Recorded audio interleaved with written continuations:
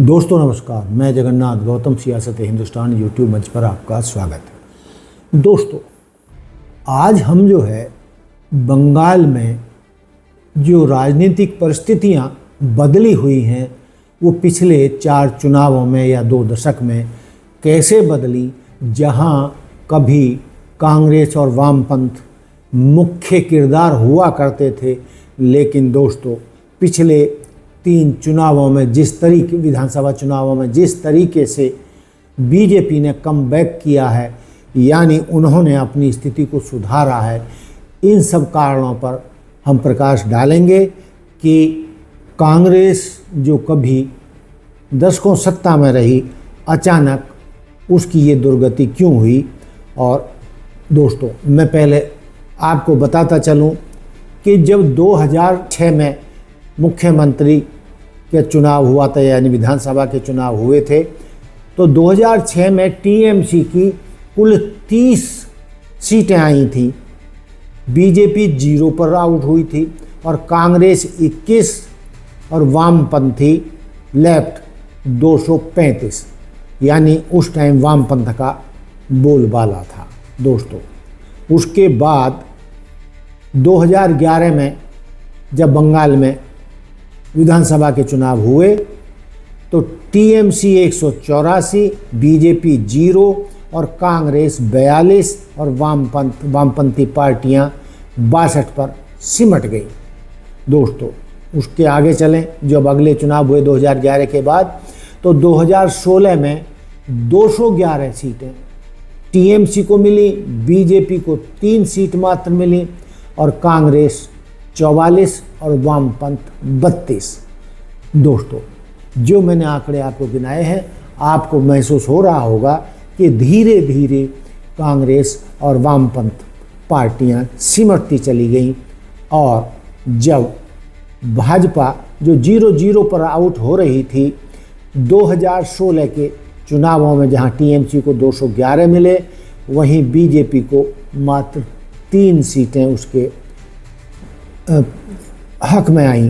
दोस्तों और पिछले जो चुनाव हुए थे वो 2021 में हुए थे और 2021 में टीएमसी को 213 सीट मिली थी, लेकिन दोस्तों बीजेपी ने पिछले चुनावों में ज़बरदस्त कमबैक किया या मेहनत की, या जो भी चुनाव आयोग की गुंडई या जो आप देख रहे हैं कि किस तरीके से लोकतांत्रिक तौर तरीकों का ह्रास हो रहा है और बीजेपी किस तरीके से गुंडई करके और गलत शक्तियों का इस्तेमाल करके चुनाव में तेज़ी से आगे बढ़ती जा रही है। और इसमें सबसे बड़ा रोल जो हमारा देश का चुनाव आयोग है वो गुंडई पर उतरा हुआ है, वो बीजेपी के हाथों पूरी तरीके से बिक गया है और वो बीजेपी को हर कीमत पर जिताने के लिए बहुत सारे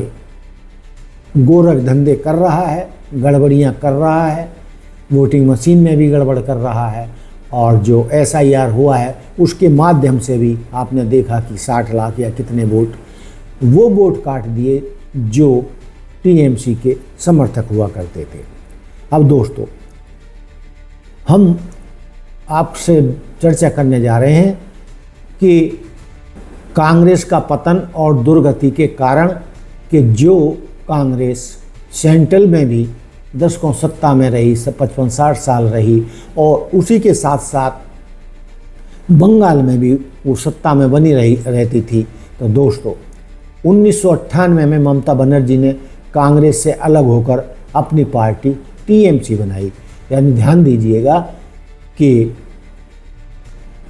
जो टीएमसी बनी थी कांग्रेस से निकल के बनी थी और ममता दीदी ने कांग्रेस से अलग होकर अपनी तृणमूल कांग्रेस बनाई थी।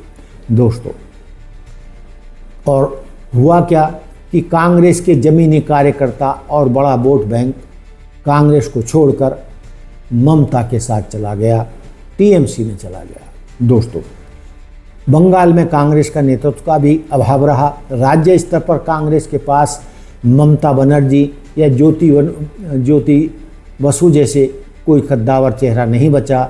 अधीर रंजन चौधरी जैसे नेताओं का प्रभाव केवल कुछ जिलों जैसे मुर्शिदाबाद, मालदा तक ही सीमित रहा। इसके अलावा ये भी बताया जाता है, जो जानकार बता रहे हैं, कि कांग्रेस दो नावों में पैर रखती आई, इससे भी उसका जनाधार घटा। कांग्रेस कभी वामपंथियों के खिलाफ लड़ती थी तो कभी उनके साथ गठबंधन कर लेती थी। इससे आम मतदाता वोटर भ्रमित हो गया और उसने कांग्रेस को एक वैकल्पिक शक्ति के रूप में देखना बंद कर दिया। दोस्तों, केंद्रीय और राज्य इकाइयों में तालमेल की कमी। दोस्तों, अक्सर देखा गया है कि दिल्ली में कांग्रेस नेतृत्व ममता बनर्जी के करीब दिखता था, जबकि बंगाल इकाई उनके खिलाफ लड़ रही थी।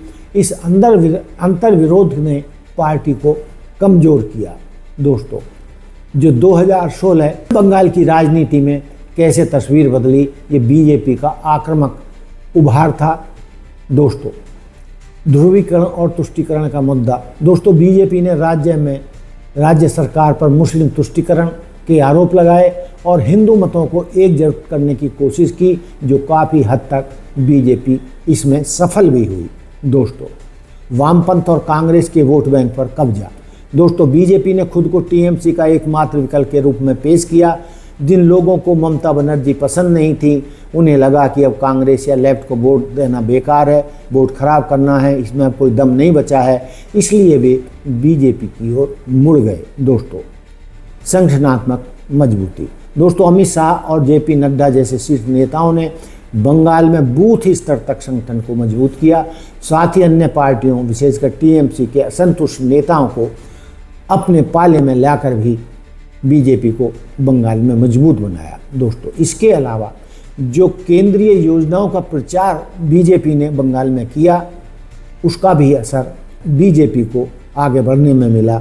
जैसे कि मोदी सरकार की उज्ज्वला स्कीम, पीएम आवास और राशन जैसी योजनाओं को सीधे जनता तक पहुंचाकर एक लाभार्थी वर्ग बीजेपी ने बंगाल में भी तैयार कर लिया। दोस्तों, लब्बो-लुबाब ये है कि बंगाल की राजनीति अब बाइपोलर हो गई है, यानी दो ध्रुवीय हो गई है।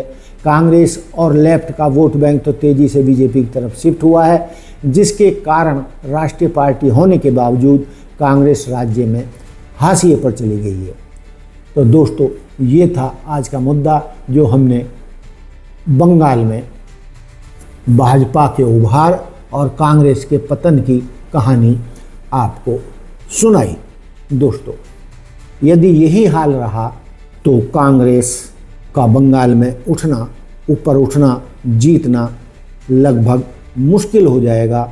वैसे भी दोस्तों, कांग्रेस की सीटें लगातार घटती जा रही हैं, क्योंकि 2021 के चुनावों में कांग्रेस 0 पर आउट हुई, वामपंथी भी 0 पर आउट हुए, जबकि उससे पिछले चुनाव में कांग्रेस को 44 और वामपंथ को 32 विधायक मिले थे।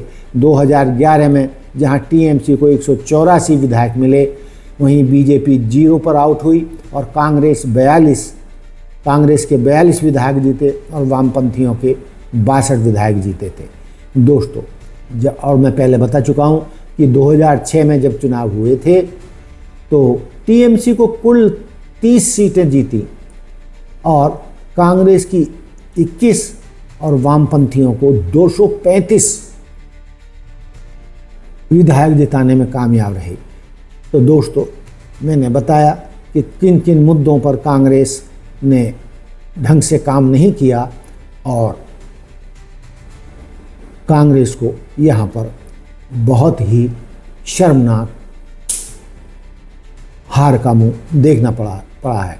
दोस्तों, जैसा कि आप जानते हैं कि सोमवार को चुनाव परिणाम आने वाले हैं, जिसमें साफ दिख रहा है कि ये चुनाव इस बार भी टीएमसी और बीजेपी के बीच में सिमट कर रह गया है। शायद कांग्रेस कुछ सीटें जीत ले, लेकिन उम्मीद बहुत ही कम है।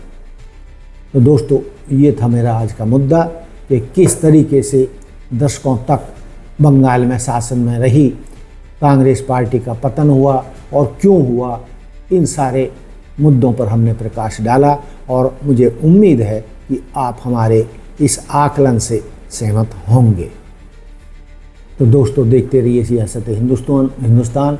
आपको हमारा विश्लेषण कैसा लगा, आपके कमेंट्स का हमें इंतज़ार रहेगा। दोस्तों लाइक, सब्सक्राइब एंड शेयर, ये हमारी अपील हमेशा आप लोगों से रहती है।